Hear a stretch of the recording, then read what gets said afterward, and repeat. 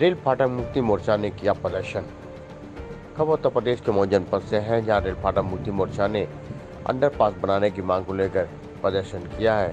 यह प्रदर्शन शहीद स्थल पर अभियान की शुरुआत की गई है। आपको बता दें कि जनहित याचिका के तहत ओवरब्रिज बनाने की मांग की गई थी, जबकि शासन ने ओवरब्रिज बनाने को लेकर आदेश किया था। वही प्रदर्शन करने वालों ने कहा है कि ओवरब्रिज बनने से कम 300 परिवार भूखमरी के शिकार हो जाएंगे, इसलिए यहाँ पर अंडरपास बनना चाहिए। अगर सरकार हमारी बात नहीं सुनेगी तो हम आगे प्रदर्शन करेंगे।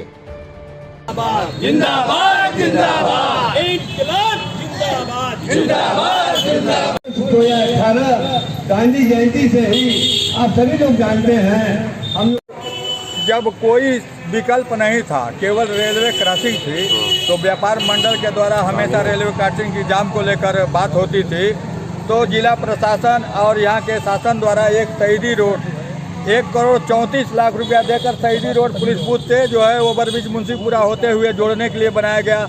लगभग 5 साल पहले जो है ढकुलिया घाट पे पुल बनाया गया, जो मात्र 1 किलोमीटर जुड़ने के बाद गोरखपुर, बलिया और गाजीपुर और आजमगढ़ इधर जा सकते हैं। मात्र 5 मिनट की दूरी को तय करने के लिए 100 करोड़ रुपया का ओवरब्रिज बनाया जाए, जिसके जद में लगभग 300 परिवार हैं। 300 परिवार में प्रति व्यक्ति अगर 5 जोड़ा जाए, अगर उनसे धंधा से जोड़ा जाए तो लगभग 50,000 लोगों की जिंदगी का सवाल है। तो इस पर देव प्रकाश राय जी ने एक जनहित याचिका किया था। जनहित याचिका में जिलाधिकारी और तमाम अधिकारी, मुख्य जो इंजीनियर है, उन्होंने लिखा था कि स्थल की संकीर्णता के कारण ओवरब्रिज नहीं बन सकता। तो जिलाधिकारी रमाशंकर जी साउथ है, उन्होंने लिखा था कि अगर राज्य सरकार 50% पैसा वहन करे तो हम अधोब्रिज बना सकते हैं। तो अधोब्रिज बनाने के लिए तमाम लेटर लिखा गया, लेकिन कुछ लोगों के राजनीतिक दबाव के कारण कोर्ट का नाम लेके, जबकि कोर्ट में सुनवाई अभी 10 अप्रैल को है, कोई सुनवाई नहीं हुई है और वो पेंडिंग में है। लेकिन लोग गुमराह करके जनता में भय पैदा कर रहे हैं और मऊ को बर्बाद करने पर तुले हुए लोग जो गांव में रहते हैं और शहर के दर्द को नहीं जानते। सर, मांग क्या कर रहे हैं? मांग क्या कर रहे हैं? मांग कर रहे हैं कि उसको अंडरब्रिज बनाया जाए। हम तो कोर्ट में भी गए हैं ना, हम जनहित याचिका में उनको अभी दोनों की सुनवाई एक साथ नहीं हुई है, और जिस दिन दोनों की सुनवाई एक साथ होगी उस दिन निर्णय होगा कि ओवरब्रिज बनेगा, अंडरब्रिज बनेगा। लेकिन कुछ लोग जो है अनावश्यक रूप से सुर्खियों में आने के लिए प्रचार प्रसार कर रहे हैं। हम सत्याग्रह कर रहे हैं कि अंडरपास बनाया जाए। शहर को बचाना बहुत ज़रूरी है, लोगों को बचाना ज़रूरी है। ओवरब्रिज की समस्या, ओवरब्रिज का स्थान नहीं है। ओवरब्रिज भारी भरकम गाड़ियों के लिए होता है। ये छोटे मोटे रिक्शा, ठेला गाड़ी, ऑटो रिक्शा आने का यह शहर है, इसलिए ओवरब्रिज का निर्माण कतई संभव नहीं है। और एक आदमी को हाईलाइट करने के लिए, समाज सेवी साबित करने के लिए कुछ लोगों का षड्यंत्र है। और इसके अलावा 100 करोड़ से ज़्यादा का प्रोजेक्ट है ये ओवरब्रिज का। इसमें हमारे देश की धनराशि, हमारे आपके ही खून पसीने की कमाई का रुपया बर्बाद हो जाएगा। इसके लिए हम लोगों ने एकदम दृढ़ निश्चय किया है। हम फाटक की समस्या का विरोध नहीं कर रहे हैं, ओवरब्रिज का विरोध कर रहे हैं। कि ओवरब्रिज सरकार को आगे बात करना पड़ेगा, हमसे उनसे समझना पड़ेगा हमसे कि कैसे बनाएंगे हम अंडरपास का। बहुत सुविधाजनक क्या प्रस्ताव है। गवर्नमेंट हमारी आपकी ही बनाई हुई गवर्नमेंट है ये देश लोकतांत्रिक देश है, इसमें मनमाना नहीं चल सकता। लगातार धरना प्रदर्शन करते चले आ रहे हैं मगर कामयाबी नहीं मिली, इस पर क्या कहेंगे? हाँ, आपका कहना बिल्कुल सही है।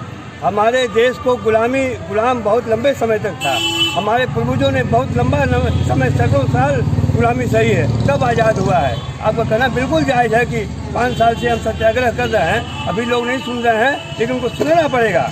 और हम पूरा मऊ जी कैसे मनाएंगे? लोग इसमें प्रभावित होंगे अगर ये ओवरब्रिज बनता है तो? ओवरब्रिज बनता है अगर, तो लाखों लोग प्रभावित होंगे, क्योंकि केवल 296 जो बताया जा रहा है।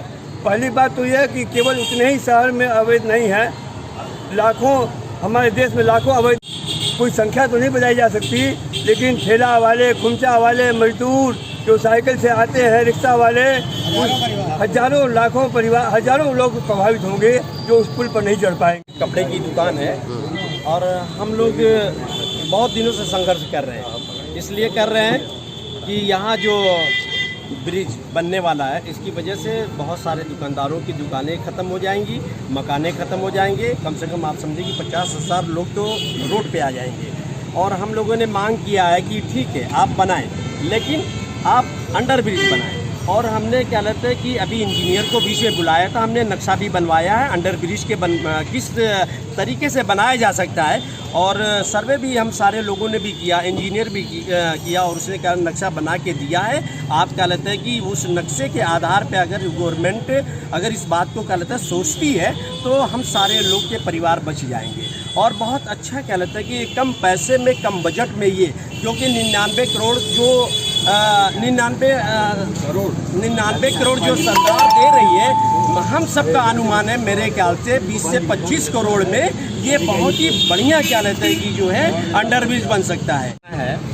और मैं आपको याद दिला दूं कि मऊ जिले में 3 ओवरब्रिज बना हुआ है, ये चौथा बनने जा रहा है।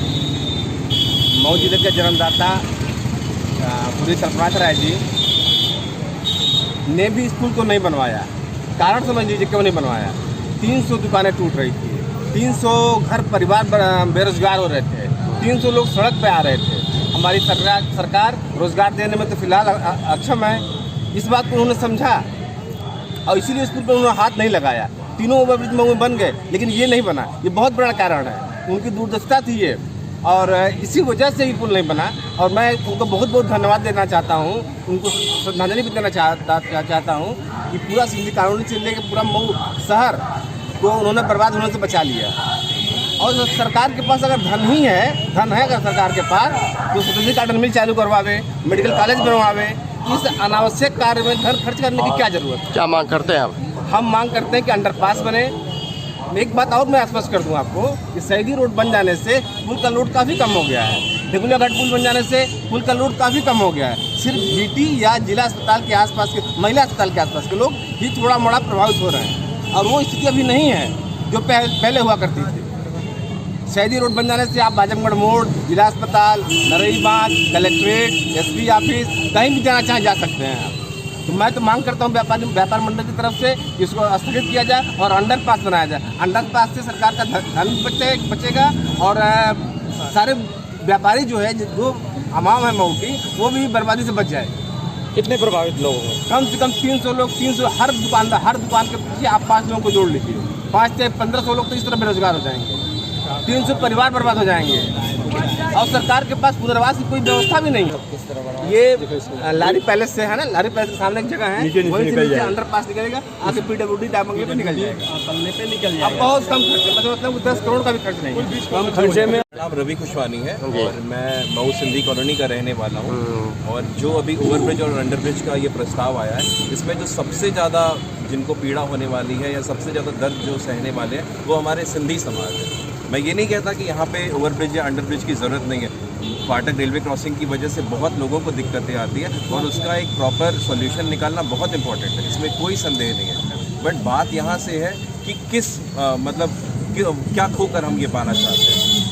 हम ये चाहते हैं कि एक ओवरब्रिज बन जाए जिसमें 200 से ऊपर सिंधी समाज है जो विस्थापित होकर 1950 में यहाँ पे आए थे। लगभग पूरे देश में सिंधी समाज को एक प्रॉपर फ्री होल्ड मिल चुका है, उनको प्रॉपर्टी जहाँ भी उनको स्थापित किया गया था उनको अपनी मालिकाना हक मिल चुका है। बट मऊ में ही हम क्यों बचे हुए हैं? ऐसा क्या है कि मऊ में हम लोगों को यहाँ पे फ्री होल्ड नहीं मिली है, मालिकाना हक हमें नहीं मिल पाया, किस कारण से? तो दूसरी चीज़ ये हो गई कि जो ओवरब्रिज का सॉल्यूशन है या फाटक का सॉल्यूशन है, उसको बहुत आसानी से एक अंडरब्रिज बना के सबकी खुशहाली से हम लोग उस चीज़ को रख सकते हैं। अंडरब्रिज बन जाएगा, लोग भी खुश रहेंगे, सिंधी समाज भी जैसे रह रहा है वैसे रहता रहेगा। हाँ, साथ ही साथ सिंधी समाज को मालिकाना हक की बहुत ज़रूरत है। पूरे देश में मालिकाना हक मिल चुका है। मुश्किल से 10-12 ऐसे संपन्न परिवार हैं जिनके पास अपनी दूसरी जगहों पर प्रॉपर्टीज़ है। बाकी के 190 परिवारों को रहने के लिए कोई ठिकाना नहीं है, उनके पास कोई छत नहीं है। क्या हमें इस तरह से छोड़कर और मतलब तबाह करके करना सही है? मेरा तो बस यही क्वेश्चन है आप लोग।